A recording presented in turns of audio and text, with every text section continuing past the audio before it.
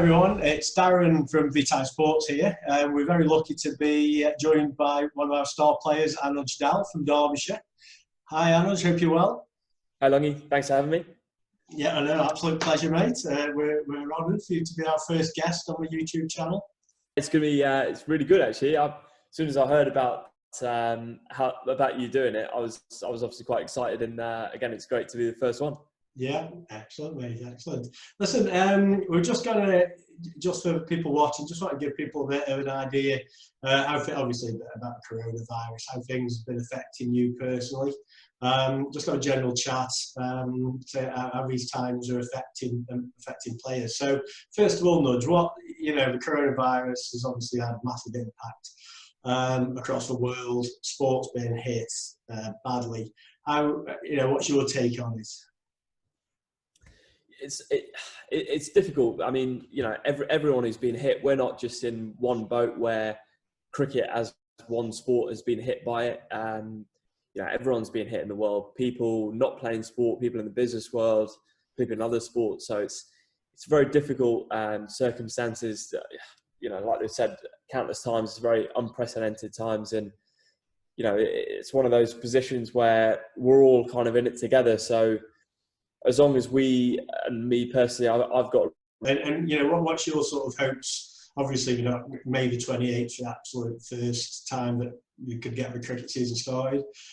I don't know, it's a difficult question, but what's your gut feeling at the minute from when you spoke to people about potentially if things do keep moving in the right direction, when we could get out there?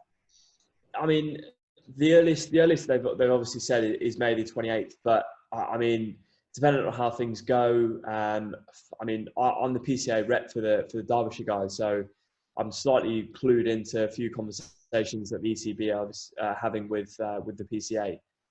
So we do get a bit of information in terms of that and things, but I think it's going to be one of those that, well, the way it's going and the way things are looking, and I'm always tuned into the BBC live media releases and stuff, and they're saying that social distancing and things could go on for quite a while, and this lockdown might not be ending sooner rather than later. So it's difficult.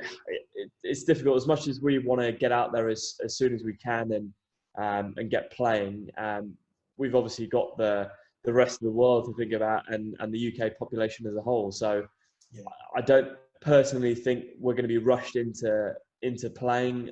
Obviously, it's going to be a great one. Sport is such a big factor of the UK in terms of people's enjoyment and people's time spent watching the game and enjoying the game and things. But yeah, personally, I'd be pleased if we get back by July. That would be the best case scenario, I think. Yeah, I think that's probably a fair point. I think if you can get going by July, then hopefully you can still sort of get the main main bulk of the season in. So hopefully, mate, fingers crossed you're right on that. Moving on to a bit more upbeat notes. Just have a quick chat about yourself. You've obviously you started off at Nottinghamshire. You moved around down the road to Derbyshire and really started to make your mark last season. So just tell me a bit about the journey that's got you from Notts to Derby and where you are now. Yeah, so I started at Notts. I've been there since I was 8 or 9 years old, just kind of going through the age group system and into the academy, and obviously through the academy playing second team cricket and things. And it was a good journey, I think, for me. Notts was always going to be a difficult county to be at, as much as it is a test match venue, and it's a fantastic ground to play at, and you've got fantastic resources there. It is difficult for younger players to be able to stamp their mark, especially coming through and trying to establish themselves in the county game. I kind of found that out as I was maybe 17, 18 and kind of got a bit more mature and started to realise a little bit more about my game. I personally felt as though I still feel right now that I'm kind of learning more as I go on, and as the more I play, the more I learn. And I've always felt as though I was a slightly later developer. I played in the England 17s and England 19s stuff there. that was great. But I never quite felt on top of my game even during that. So I think it took the move for me to go from Notts to Derby to really just kickstart my career again. I got to the stage a little bit where I was just kind of going through the motions and almost expecting things to happen. And it's not a great place for you to be at as a cricketer, because you want to keep progressing and you want to keep doing well. But if you haven't really got any aspirations or something to just really, kick you and get you going, then your career is just gonna end up stagnating. And I think my move from Notts to Derby was one of the best things that I ever did. And honestly, I wish I'd have done it sooner. But certain challenges and certain opportunities arise at different times. So again, I'm very grateful to be given the chance to sign for Derby, and it's just great to be playing first class cricket and great to be playing first 11 cricket as a whole. Yeah. And it's an interesting point you make. I mean, we've obviously represented a lot of players from similar positions to yourselves when we've been at a bigger county and they're struggling to make that breakthrough because of the quality of the players ahead of them. I mean, is your advice, obviously you wanted to make it at Notts, but there's obviously a certain time in a player's career where they think, look, I'm performing well into the second team, but I'm just not making it, and time's passing me by. So you'd obviously be a big advocate of when the time's right, dropping, effectively down to a smaller county to then build yourself back up, I guess. Yeah, certainly. I think opportunity is a big one, and players kind of towards the end of the, if they're signed on the academy, or if they're, in and around 18, 19, where the next step for them is to either progress onto professional staff or to then get released and essentially have to start back at square one. It's a difficult period because for a lot of players it's hard, and I've been through it myself, where you kind of lose the motivation a little bit to want to succeed and want to do well, and it almost takes that that almost being released and then saying, we don't think you're quite good enough, to almost try and prove them wrong a little bit. So that was a big thing for me when I left Notts. It was a case where I knew professional cricket was my dream. I knew it was something that I've always wanted to do, and I wasn't going to give up on it, that easy. So having the likely chance and being fortunate enough that Derby was literally just down the road, I was very grateful to Mal Loy, who gave me the opportunity to trial in the second team. Fortunately, I did well in the initial period, and caught the eye of John Wright, who was the T20 coach, and managed to play, I think, 9 games that year of T20 cricket, where at the start of the year I didn't even think that first team cricket was within my reach and any close to playing that. So I was very grateful. Mal was brilliant. He really kind of got me through that whole process, and he is someone even right now that I relate to very closely as a coach, and he's made fantastic strides in my game, and I'm very grateful for that opportunity. And obviously things have really been on the up for you, as you say. You've proved yourself as a more than handy 2020 player, but you're also breaking into the 4-day game as well. Are all formats equally important to you? Yeah, certainly. I think the more, as I started, I've always been more of a red ball player than white ball. I think the white ball cricket kind of comes with age, and as you get a little bit more confident in terms of being able to hit boundaries and being more confident in your strength and being able to play these funky shots and stuff, then I think the white ball cricket will always come, and you'll always have a game to fall back on. But the importance of having a good technique in being able to survive in 4-day cricket is obviously extremely important. And I think for me, last year I went through a phase. It was really my first year of playing regular first class cricket, and I think it takes that for you to realise where your potential weaknesses are. I found from playing regular second team cricket on very differing wickets and differing bowlers, it's difficult because sometimes you get out in very, very different ways, and it's hard to kind of pinpoint what weaknesses you might have. And you end up going into a bit of a rut and thinking, oh, I'm getting out in such random ways. I don't know what's going on. But yeah, once you play first class cricket and you get the consistency of quality bowlers just hammering line and length every single, every ball that they're bowling, you start to figure out, okay, I'm getting out in this way. What do I need to do now? And the work that I've put in throughout the winter with Mal and Curbs in house, who are our coaches at Derby, has been awesome. So it's literally just been stripping it back down to basics and trying to just build up from almost from scratch again. So it was really nice because, again, people get carried away with trying to do the funky stuff too quickly, and almost forgetting that you've got to have a technique in the first place. So yeah, it's nice to have been given a chance this year of playing first class cricket and playing county championship cricket. Again, from my bowling point of view, it's so nice to be bowling with the Duke's ball compared to bowling with a Kookaburra ball where people are trying to whack you out of the park every ball. But yeah, again, that whole Red Bull stuff this year really started after we played the game against Australia, when we were quite light on bowlers.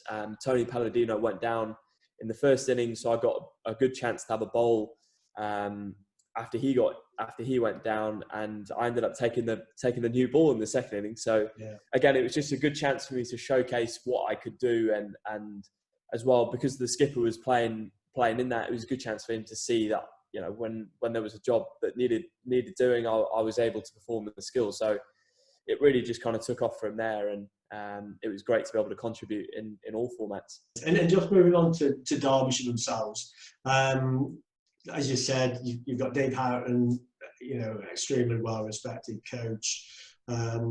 Steve Kirby, Mal Lloyd, same there, fantastic coaching setup. Derbyshire moved forward in pretty much all formats last year. So presuming and hoping we get back out onto the pitch this year, what do you think the realistic hopes for Derbyshire are? We've proved pretty much they can compete at all levels, I would say now, in terms of looking for promotion and the 2020. But realistically, what would be a good season for Derby if we got a usual season going on? Yeah, I think we set ourselves some goals at the start of the year. Obviously, not having an idea of the impact of COVID-19 and things, but we knew we wanted to build on the successes from last year. We knew from a county championship point of view, we're in a great position that we should have really been in contention for promotion. We unfortunately were trying to force victory in a couple of games, and they just slipped through a little bit.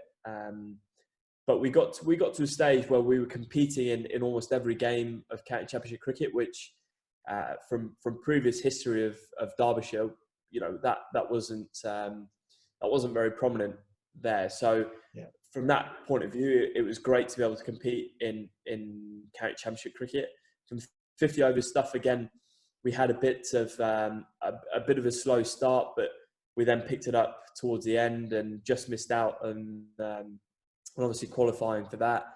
But obviously the T20s were a massive thing for us last year, and a massive achievement for us all to be able to get to finals day. And yeah, I mean, me personally, it was nice to. I mean, I was watching the lads from the sideline for the start of the comp, really, and again, it was great to see the successes that they had. And I wasn't expecting to play at all, and it kind of got to a stage where I think it was Leicester away, which was two games before the quarterfinals.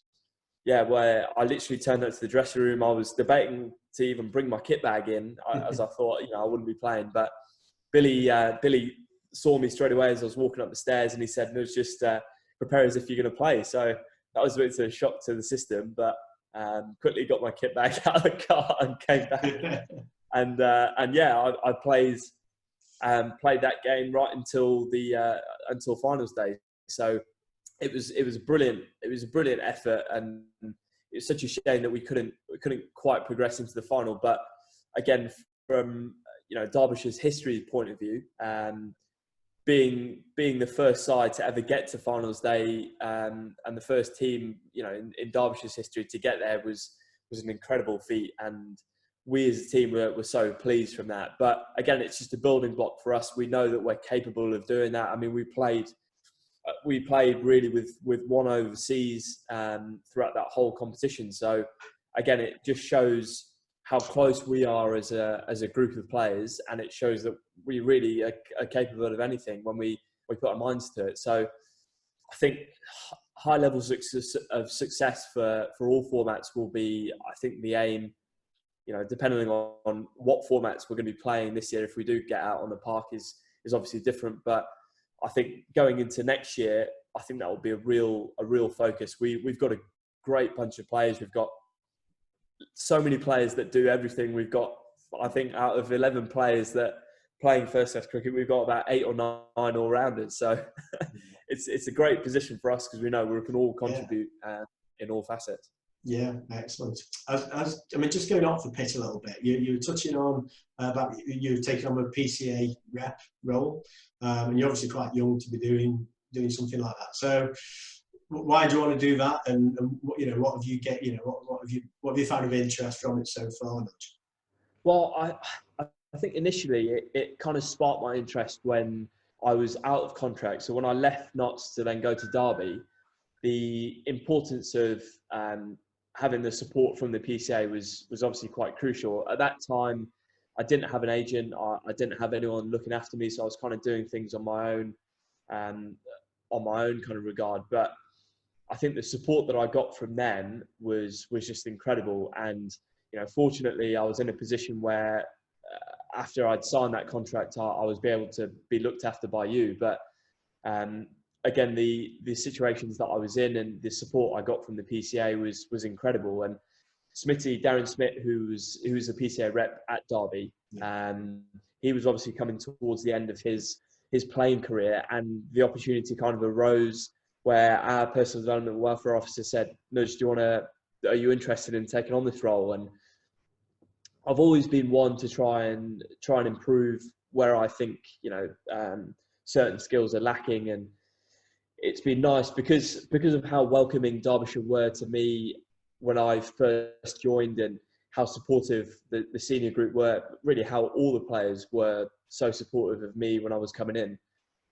I just wanted to try and give something back to the players, and I thought being a PCA rep and almost being the conduit for the guys would be a fantastic opportunity to be able to look after their interests. And again, it's been quite a testing period, really, for me. I mean, being chucked in the deep end with us. Very much so, yeah. But again, it's been so pleasing for me that I can look after their interests and make sure that they're looked after it and things like that. So again, from that stance, it's been great, and it gives me a chance to work on a lot of skills, really. Organisational skills are crucially important, and being able to communicate clearly and effectively with not only players but the coaching staff. I've had to have some very awkward conversations with Houts, with the CEO, but again, put myself in that position a year ago, I would have never been able to do that. So it's been great to just kind of get outside my comfort zone a little bit, and that's one of the biggest factors why I wanted to take on the job. Yeah, I mean, it's fantastic. And we had a chat recently, and we were discussing obviously about how you're keeping yourself active during this period, and you certainly you're really just very impressive, everything that you're doing outside of the game and or outside of your Derbyshire career, and you've also started really working on setting up your own coaching company as well, haven't you? So just tell us a bit more about that, Nudge.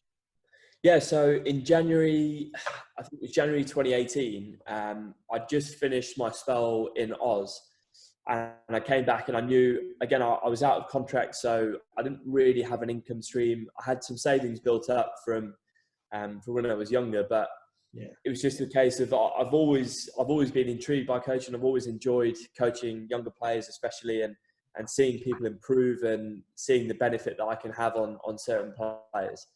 So I started initially, it was very much kind of done by word of mouth. Wasn't that professional at the start.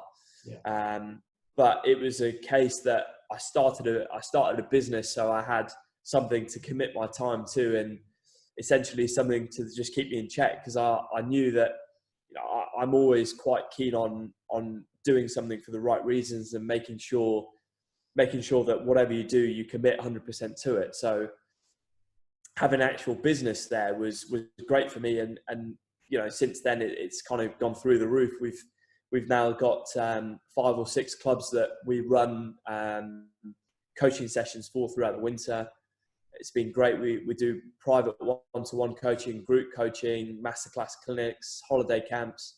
And this year was a first, really, because we've now employed 4 coaches as well. So again, it was a difficult decision for me to make, because I'm very OCD in how I like to run things. Yeah. It was very difficult to be able to give the trust to someone else, especially because it's my company and things, almost as though, you know, you'd found with running your own business. But in order to grow, you have to put your trust in people. And yeah, I found they've all been brilliant. The feedback that we've had from their sessions has been awesome, and you know, a massive credit to them for being able to put their trust in me. And yeah, it's been brilliant. But it just allows me the chance to grow. And you know, again, with the support of the PCA, I've done a few articles with them and helped a couple of lads. I had a Zoom call with a couple of the Yorkshire lads a couple of days ago that are trying to set up a coaching company. So again, it was great to be able to add a bit of advice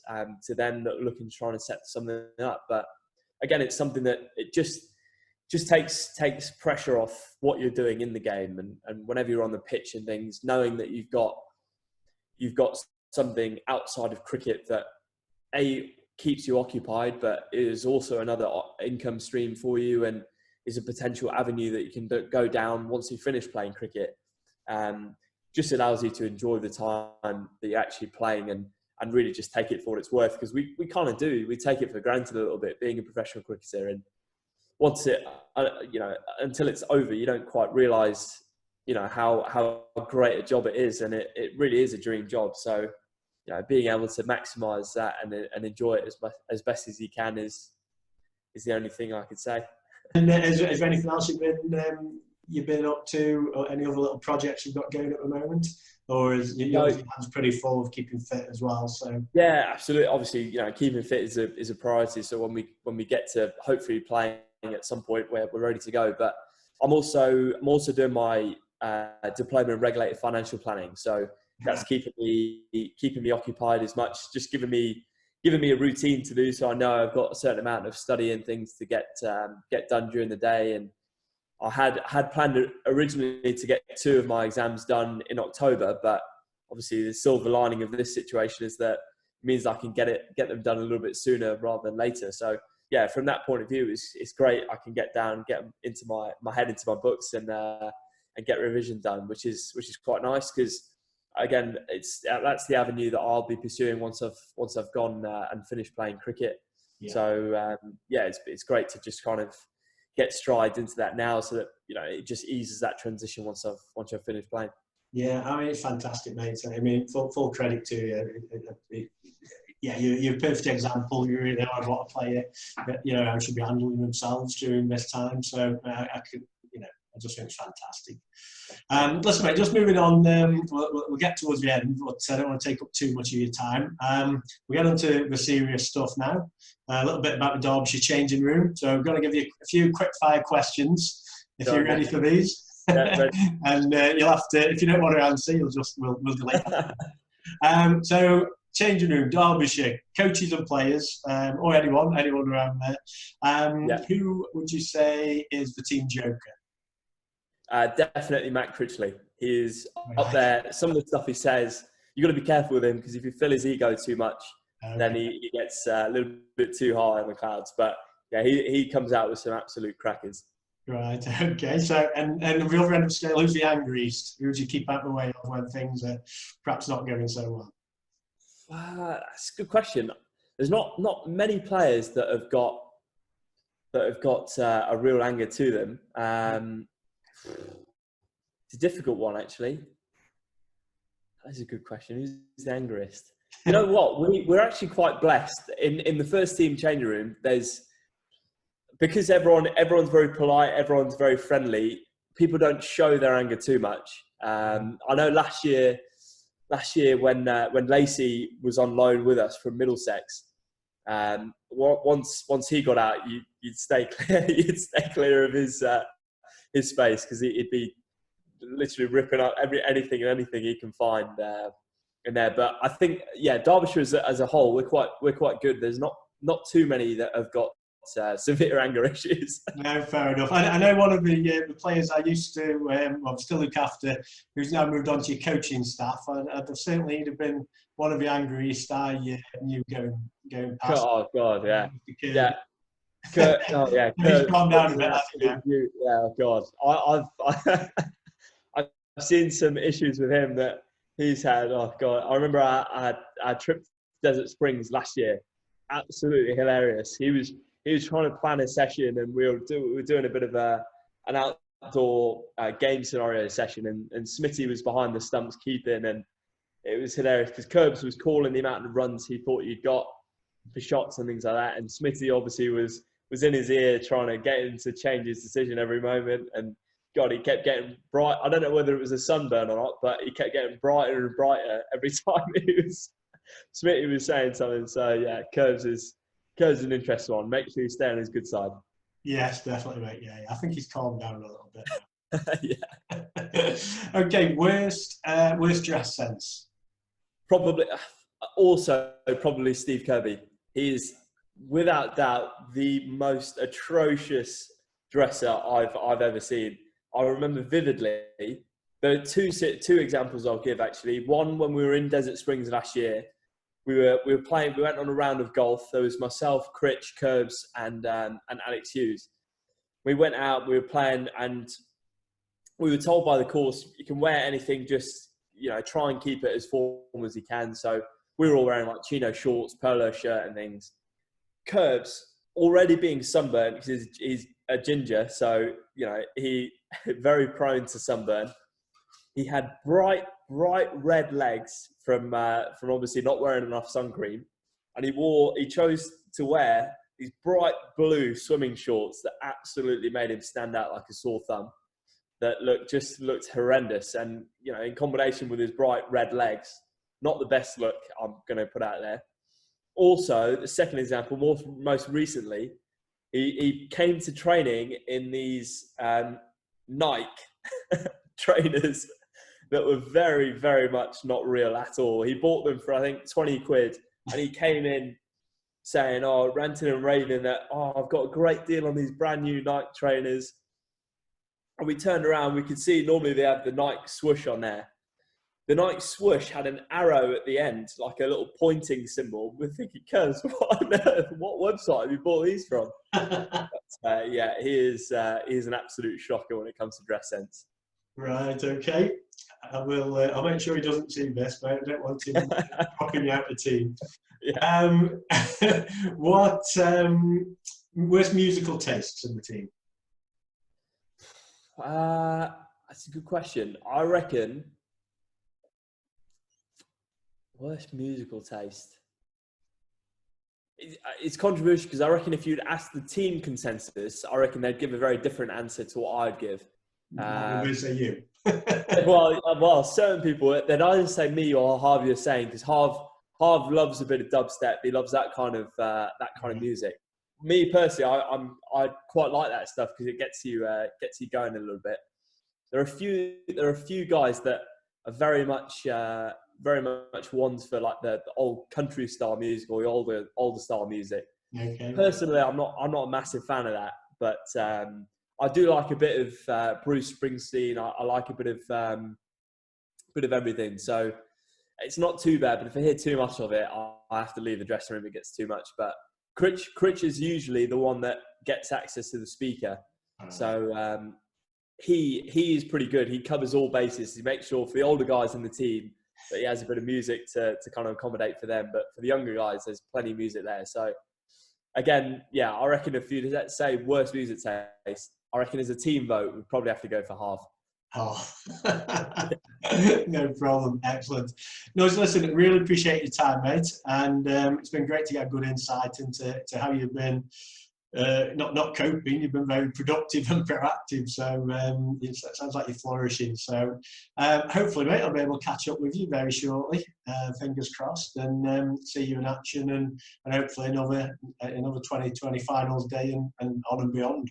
But thank you very much, mate, and you take care as well. Pleasure, mate. Thanks, Longy. Thanks again for all your support. No problem. Thanks, mate. Cheers, mate. Thank you, everyone. I hope you enjoyed our first YouTube video with Vitae Sports with Anuj Dal. If so, please subscribe, and if you'd like us to interview any of our other players, then please put in the comments below, and we'll see what we can do. Thank you very much.